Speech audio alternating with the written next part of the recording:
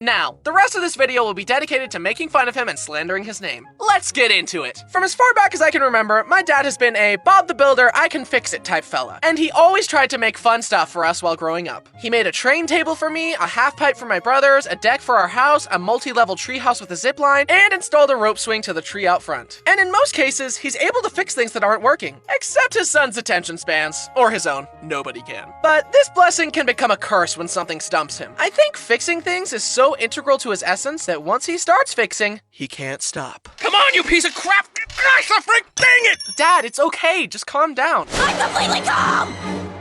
I can see that. I definitely inherited his hyperfixation trait. Who's to say if that's good or bad? At our old house, the screen on our porch door broke off, and Dixie got used to jumping through the empty door. Dad fixed the door and even made a special hole in the screen next to the door for Dixie to walk through instead of the door. Yep, that's not going anywhere. This is one of the only times I've seen my father just give up. He left the door without a screen after that. We got a trampoline for the backyard. In all my dad's previous building shenanigans, I had been too young or aloof to help. Or I couldn't hold the light good enough. But this time, I was gonna help Dad build the trampoline and prove to him that I could be handy too. This trampoline used metal leaf springs instead of normal springs. You would use a special tool to bend the metal leaf to clip into the trampoline mat. I was the designated leaf spring bender, and Dad was the designated mat clipper. As we clipped more and more springs, it got harder and harder to get them to connect because the mat was so stretched out. Dad held out the mat and I bent the leaf spring with all my might. I pushed and pushed as hard as I could. Then, the tool slipped off the leaf spring and slammed into Dad's head. Oh my gosh! Dad, are you okay? It's okay, it's just pain. Having a powerful imagination was a good thing in many ways, but this also meant that I was scared very easily. Taking the trash out in the dark felt like a life or death experience. I was convinced that an evil clown or alien would kill me if I didn't do it as fast as I could. And of course, when I turned out the last light in the house, I had to run to my room as fast as I could so that a shadow demon wouldn't catch me. Even as an adult, I avoid horror movies. It's just not worth it to me. I'd rather be happy and sleep well. But I wasn't just susceptible to scary things in movies. I also fell victim to fear-mongering stories designed to make me more obedient from my parents. This is Santa. If you're a good boy, he'll give you a present at Christmas. Awesome! And this is the boogeyman. If you're a bad boy and disobey us, he'll kill you. Slowly and painfully. He'll violently rip your arms off and use them to bash your head in.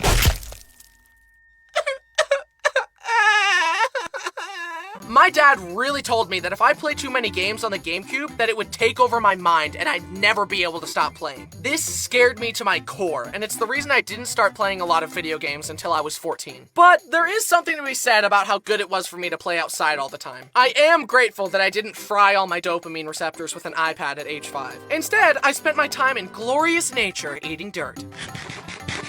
I wanted to win something for once. I just hadn't found the right game yet.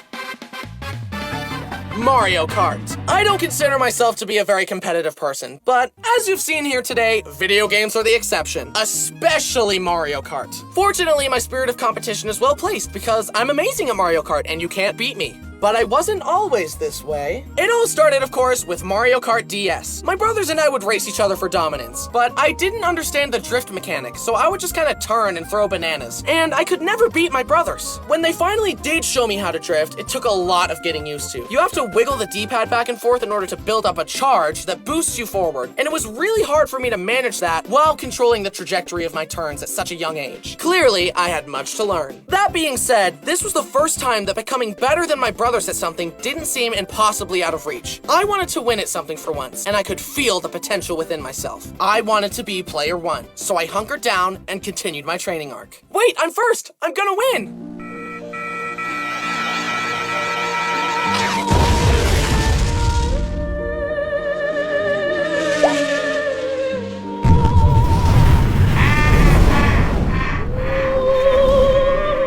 Eventually, we graduated from Mario Kart DS to Mario Kart Wii. This was the one that I've played the least because, as we already established, I don't understand motion controls. Also, apparently using a bike is the only viable option because doing a wheelie is just free acceleration, so that's pretty dumb. It didn't help me develop my skills at all, but it definitely added some great tracks, and using the plastic Wiimote was real fun as a kid. Look, Mom, I'm driving!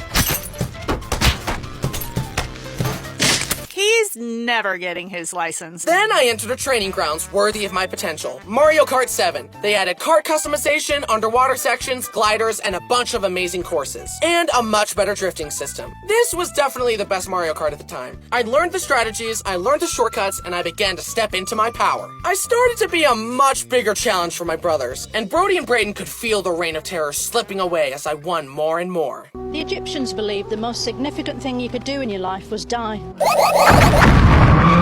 Let me tell you about the only fight Bo has ever been in. So there we were at the dog park. Bo was having a grand old time frolicking with the other dogs. Then in walks a Great Pyrenees. For anyone that doesn't know, a Great Pyrenees is basically the closest you can get to legally owning a polar bear. He was a big boy, and his name was Wallace. Now, Bo is usually good with other dogs, but sometimes when there's a dog that's bigger than him, he feels threatened and wants to establish dominance. Bo saw Wallace and immediately decided to F around, and believe me when I tell you, he found out. Bo ran over and jumped up to put his paws on top of Wallace. Wallace didn't like that. They started angrily barking and fighting, and the other owner and I quickly separated them. But Wallace wanted to set the record straight. He walked over to Bo and placed his paw on his shoulder as if to say, "Do you feel in charge?" Bo didn't like that. Bo growled and then jumped up to attack, but Wallace simply plowed into Bo and threw him flat on his back.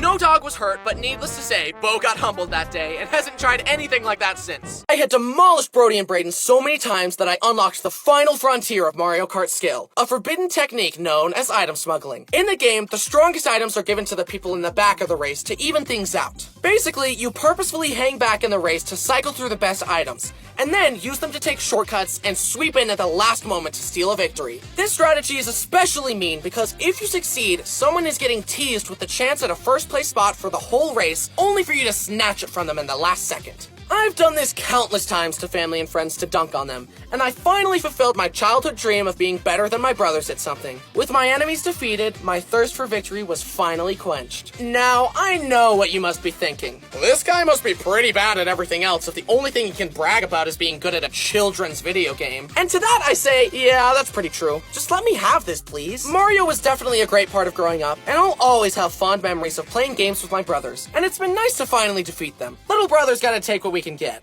And in all seriousness, it was very sweet of Brody to always help me find hidden secrets and beat levels that were too hard for me. And I'm very happy to have so many great memories gaming with the boys. A weird ability that my eyes have developed is that I can unfocus them at will. Whenever I'm bored, boom, I can just make everything go blurry. It's great for when I don't want to pay attention to something, or for when a movie goes too long without a fight scene. But a side effect of unfocusing my eyes is that I look really stupid while doing it. Look. Okay, here's my special talent. I'm focused on the camera, now I'm not. Now I am, now I'm not. Now I am, now I'm not.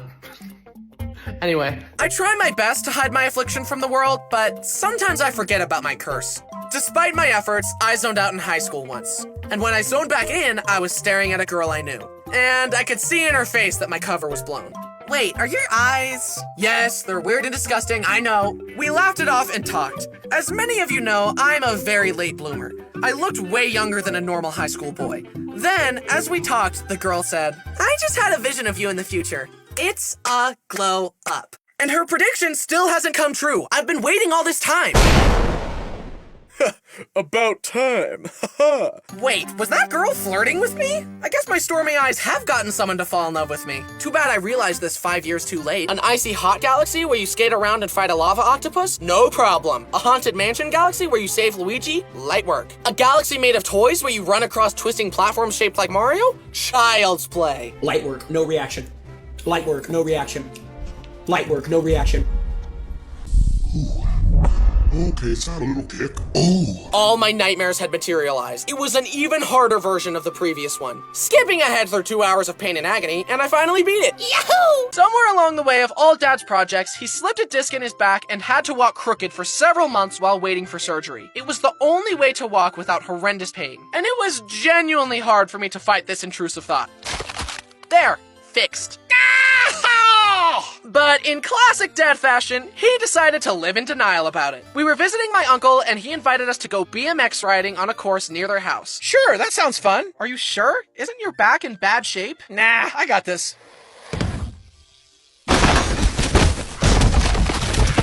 This was a good idea! Although, seeing my dad's back problems was a serious wake-up call for me. I'm not gonna let life ruin my back. I'll do it myself.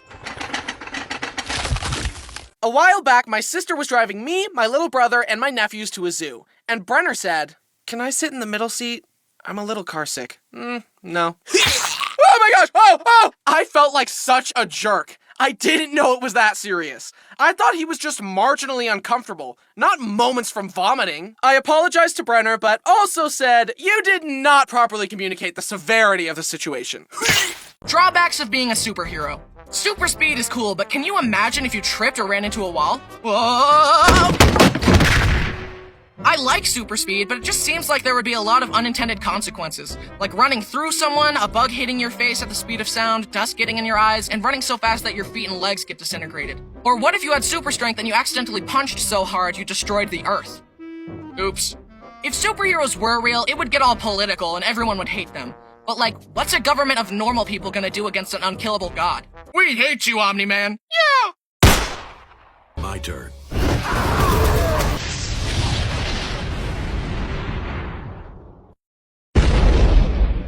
Hi, I'm Bryson, and today I want to tell you more stories about this creature. And later, we'll be talking about his partners in crime, my siblings' dogs. This is Bo, my 5-year-old rescue pit bull. But he's the good kind of pit bull. He's never eaten a toddler. At least, not to my knowledge.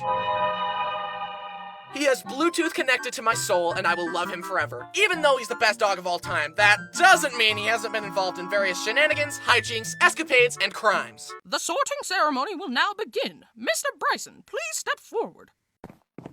Oh, I know just what to do with you. Hufflepuff! Why are you crying? Not gonna lie, I was pretty upset when I took the online test and figured out that I really am a Hufflepuff, aka a disappointment. I was also sad when I turned 11 and didn't receive a Hogwarts acceptance letter. Turns out Hogwarts isn't real. It's a hard pill that you just gotta swallow. The reality shifting community is still struggling with that one. Actually, Bryson, reality shifting is real. This TikTok told me so, and you can project your consciousness to other realities and nope, not real. Like I said earlier, it was fun to play with the other homeschooled kids. But a frustrating part was that I was usually the one to pitch the game that we should play next. And it usually went something like this. How about we play tag? No. How about we play wizards? No. How about we play hide and go seek? I'll only play if Jenna plays. I'll only play if Rachel plays. I'll only play if Josh plays. Please just say yes, Josh. Everything is riding on you. I don't want to play. Hi, I'm Bryson, and like many people, I have a mouthful of teeth. And with that comes some dental-related trauma. To put it lightly, these pearly whites didn't come without a little suffering. Let's start at the beginning. Little Bryson was irresponsible and had gotten a few cavities from eating too much Halloween candy. And Mom took me to the dentist to get the affected baby teeth removed. The numbing shot hurt pretty bad at first, but then I couldn't feel a thing. I guess that's why they call it a numbing shot. Okay, bye. Don't eat anything for 3 hours or you'll bite your tongue. One time when I was like 3, I was making a crash scene with my trains, and I accidentally crashed them a bit too hard, and Thomas got a little bit of his paint chipped off. And this bothered me. He was no longer perfect. So what did I do? I flushed him down the toilet, of course.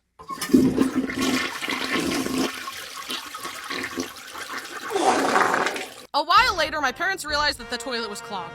My parents called a plumber, and after hours of trying, the plumber angrily said, "Ugh, there's nothing I can do. I've never encountered a toilet I can't unclog. You're gonna need to buy a new toilet." So they let the plumber smash the toilet open to see what had clogged it.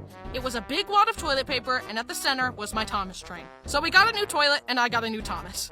And then there's my childhood dog, Dixie. She's really old and deaf and can't see well and can't control her bladder anymore, and she's basically skin and bones. But she still seems to be enjoying life and is always happy to see me. She also recently has decided to never eat dog food again, so she is fed hot dogs and chicken nuggets and leftover meat. She's living like a princess. She's had a lot of adventures and has been a fantastic family dog. I don't know if she'll still be alive by the time I post this video, but here's hoping. Started resorting to more drastic measures to try and beat my brothers. There's a mini game where you have to mash the A button as fast as you can, and I decided to tip the scales in my favor. I grabbed a massage gun and put it on max speed on my palm, which caused my fingers to vibrate insanely fast. Then I put my finger on the A button and...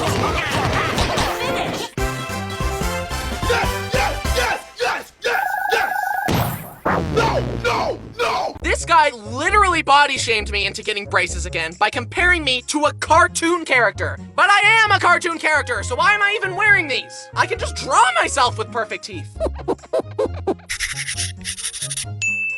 And to correct my Bart Simpson lip, I had to not only get another palate expander, but also rubber bands to pull my lower jaw forward. So, how was your week, bud? I hate you.